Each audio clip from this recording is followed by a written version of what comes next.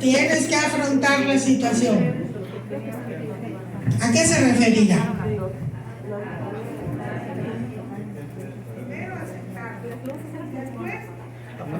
Aceptaste la situación y después ahí te quedas sentada. Ajá, hacer todo lo posible. Guay, ya no nos vemos. Hacer todo lo posible, ¿verdad? Para que ustedes puedan resolver todas las situaciones que se pueden generar alrededor de la situación que están padeciendo en ese momento. ¿Sí? A eso se refiere el afrontamiento. Se oye la palabra así como que muy rebuscada, pero es muy sencilla. ¿Sí? Son dar respuestas a las situaciones que nosotros vamos viviendo en la vida diaria, así de sencillo. Entonces, como hay que poner, pues como una definición, nos pasamos a la segunda diapositiva.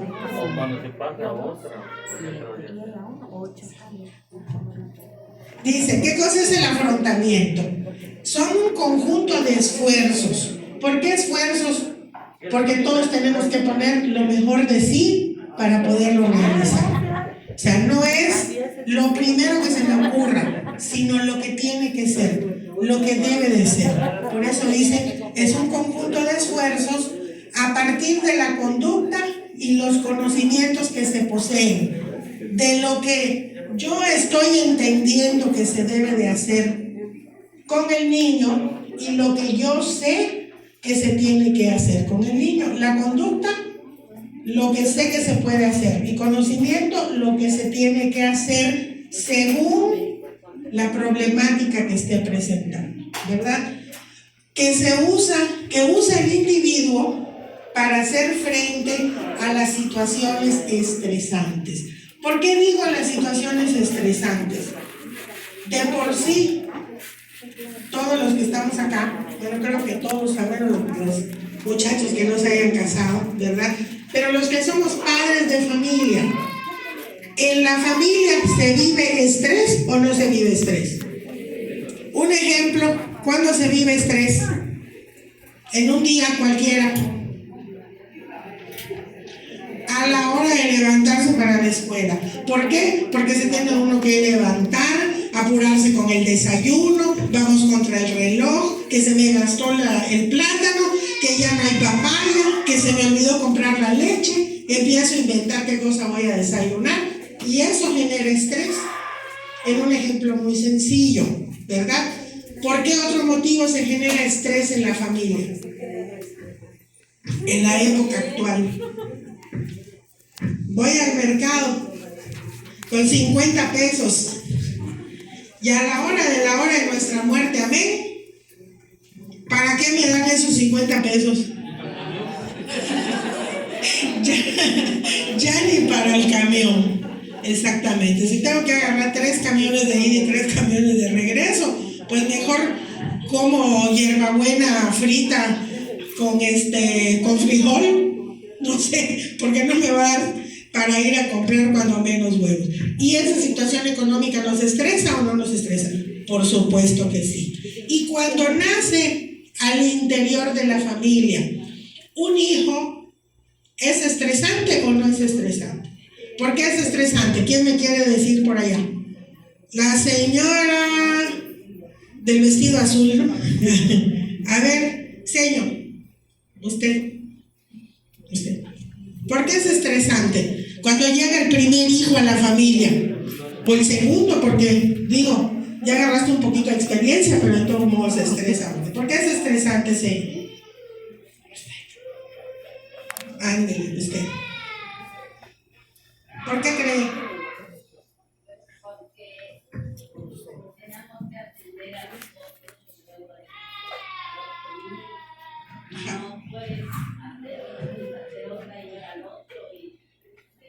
Y anda uno como loco en la casa, ¿verdad? Que ya lloró el chiquito, corriendo a darle biberón, que no es el hambre que se hizo popó, hay que cambiarle el pañal y que hay que adormecerlo, que hay que terminar la comida.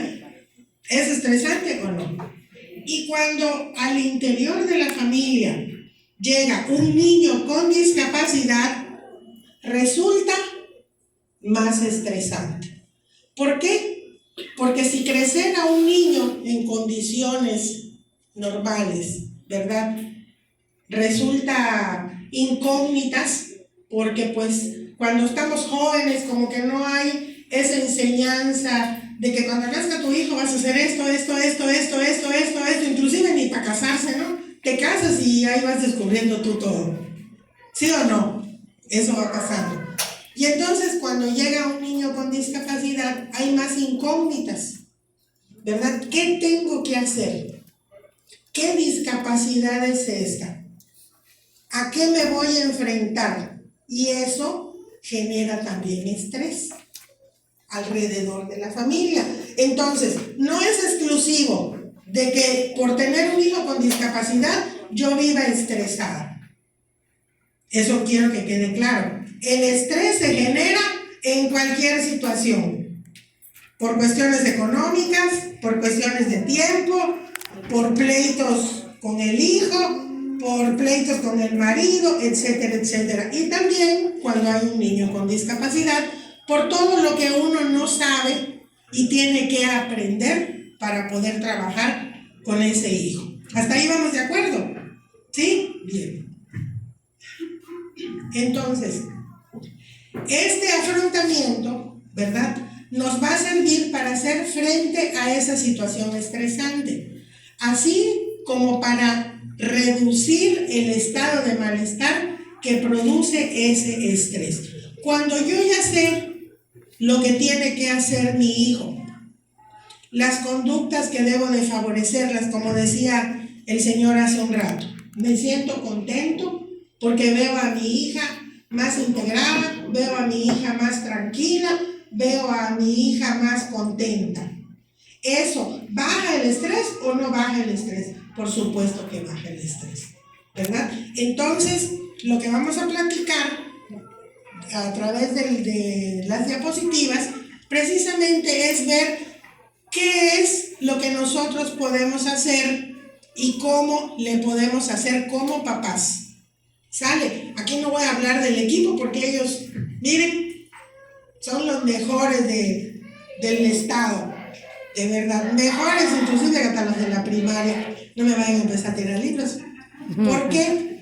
Porque la formación que han recibido todos mis compañeros les permite entender un poquito mejor, ¿verdad?, cuáles son esos procesos que sus hijos necesitan, cuáles son esas necesidades que sus hijos están reflejando y cómo los van a atender. Pero también los papás necesitan prepararse para eso. Ok, ¿hasta acá vamos bien? El que no esté de acuerdo con algo o tenga una opinión, levanta su mano. ¿Sale? Bueno, nos pasamos a la siguiente, por favor. ¿Quién sabe por qué no se ven las fotitos? Pero yo puse fotitos allá. No lo sé por qué no se ven. Ajá, yo les voy a contar qué tenía la foto y ustedes se la imaginan. Bueno, luego dice, la discapacidad suele generar dificultades al interior del núcleo familiar, que era lo que platicábamos ahorita. ¿Qué tipo de dificultades? ¿Sí? En las relaciones familiares.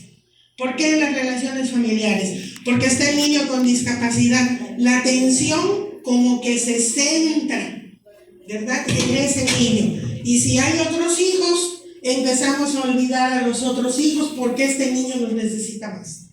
Empezamos a olvidar al marido porque este niño necesita más. Me empiezo a olvidar de mí misma porque este niño me necesita más. Si antes me pintaba yo, me maquillaba yo, etcétera, etcétera, y salía así como la Barbie, ¿verdad? Que no tuviera el cuerpo de la Barbie, pero salía como la Barbie, vestida, arregladita, y de repente, con esta situación, con trabajo me pongo un muruche en la cabeza. ¿Sí? Y eso, lógicamente, que las relaciones las empieza a afectar dentro del núcleo de la familia. Los hijos empiezan a pelear, los hijos empiezan a poner celosos porque el papá ya no les da el mismo tiempo, etcétera, etcétera. Relación emocional. ¿Por qué? suscitado de estas relaciones familiares, empiezan, por ejemplo, los celos de los hijos. Se sienten abandonados. No sé si alguien ha experimentado eso. Los hijos empiezan a sentir abandonados. Porque es que a mi hermanito nada más lo atiendes. Yo también quiero que me abraces. Yo también quiero que me beses. Pues sí, si también son hijos, ¿verdad? Y digo, aunque tienen una condición diferente, pero también son parte de la familia. El esposo es parte de la familia. Usted es parte de la familia. Y entonces las relaciones emocionales empiezan también a tener dificultades que si no se trabajan, se empiezan a hacer como la bolita de nieve. Empieza la bolita, la media bola, la gran bola y la bolota. Cuando nos damos cuenta ya no sabemos ni por dónde salir. También eso se genera. Ay, yo me voy a acabar cayendo. Relaciones socioeconómicas. ¿Por qué? Porque también tener un hijo con una discapacidad implica un gasto extra. Sobre todo si vienen aledañas a la discapacidad alguna enfermedad que por lo general conlleva alguna de estas, padecimientos del corazón, por ejemplo, problemas respiratorios, o si tiene problemas de la vista, si tiene problemas auditivos. ¿Por qué? Porque hay que hacer un gasto más aparte del gasto normal. Y entonces eso también genera dentro de la familia. Y por consiguiente, ¿verdad? Que es uno de los motivos que por los que también están ustedes aquí, genera dificultades en la educación.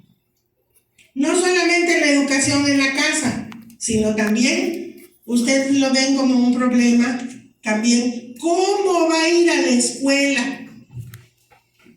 Empiezan los comentarios, ¿no? Que por ejemplo, los compañeros empiezan a eliminar esos comentarios cuando dicen, es que mi hijo nació enfermo, llévelo al hospital.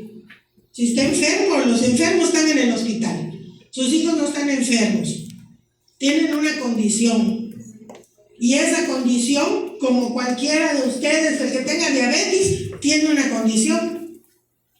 El que tenga hipertensión, tiene una condición. El que tenga una baja auditiva por la edad, tiene una condición. Lo mismo pasa también con los niños con discapacidad, ¿verdad?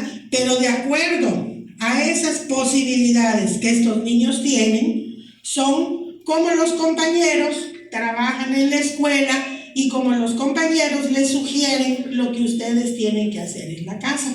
¿Por qué hago esta explicación? Porque generalmente, ¿verdad?, se le crea toda la responsabilidad al maestro. Ay, maestro, pero es que usted no le ha enseñado a lavarse las manos, pero es que eso se lo tiene que enseñar usted en su casa. Yo acá le explico, pero quien tiene que repetirlo, ¿quién es? Alce la mano, ¿quién es? Ustedes, ¿verdad? Porque el tiempo que están con nosotros es un tiempo bastante corto para todo lo que ellos necesitan. Y tenemos que trabajar diferentes áreas de esa educación. Entonces son ustedes quienes tienen que reafirmar en su casa eso que las sugerencias que todos les van dejando. Entonces son todas las situaciones que cuando hay una persona con discapacidad en casa, ¿verdad?, que no tiene que ser nada más un hijo, porque por ejemplo ustedes también ahorita, pero qué tal que cuando salgan de acá, Dios no lo quiera, ¿verdad?, cuando salgan de aquí, de repente cruzando la calle les apachurra un coche y de repente pierden una pierna. ¿En qué se convierten? En una persona también con una condición. Entonces, o van a usar muletas, o van a usar silla de ruedas, y van a requerir también ustedes de apoyo y atención de su entorno. Por supuesto que sí. ¿Se dan cuenta? Entonces nadie está exento tampoco de esto. Bien, aquí había en la foto, para que se le imaginen, una familia, así como discutiendo, los hijos llorando, la casa toda sheshek. Esa es la fotito que había ahí. Bueno, ¿por qué no saldrán las fotitos? Ya me preocupó. Ahí está. No salen las fotitos de acá. Bueno, pues voy a trabajar en las fotitos y le voy contando la figurita. Seguimos así. No sale. ¿Quién sabe? Porque sí están puestas. Bueno, luego dice, estos factores de los que estamos hablando, ¿verdad? De dificultades en las relaciones, ¿qué? ¿En dónde genera dificultades? En las relaciones familiares, en las relaciones emocionales, las relaciones socioeconómicas y primordialmente en la educación. Bueno, lógicamente, estas situaciones, ¿verdad? Estos factores generan tres cosas importantes dentro del núcleo familiar. Ansiedad, aquí había una carita así. Estrés, había una carita. Depresión, había una carita así. Así estaban las caritas. No, porque es que no salieron. Todo eso genera. Y estas tres cosas, la ansiedad, el estrés y la depresión, ¿qué cosa creen que afectan en el ser humano? ¿Qué tipo de salud? La salud mental. Y si no se atiende esa salud mental, empieza a afectar la salud física, ¿verdad? Porque te vuelves hipertensa, te vuelves diabética, te vuelves colesterosa, te vuelves ansiosa, etcétera, etcétera, etcétera. Y empieza a afectar precisamente esa salud mental. Y cuando hay ya también problemas de salud mental y vivimos toda la vida estresados, toda la vida ansiosos y toda la vida deprimidos, imagínense qué le vamos a proyectar a nuestros hijos. Y digo nuestros, no digo no porque sean de ustedes conmigo, ¿no? Sino porque estamos hablando de todos los hijos que están al interior de la familia. Porque esto no solamente va a afectar al niño con discapacidad, sino va a afectar también a los hermanos. Va a afectar también al esposo y a los abuelitos también si viven allá. ¿Se dan cuenta? Porque cuando está uno estresada, que te preguntan, oye mamá, ¿está la sal? No te gustó la comida, pues debe cocinar tú. Perdón, nada más quería sal. Cuando estás así estresado. Si estás deprimido, que te dicen, ay, parece que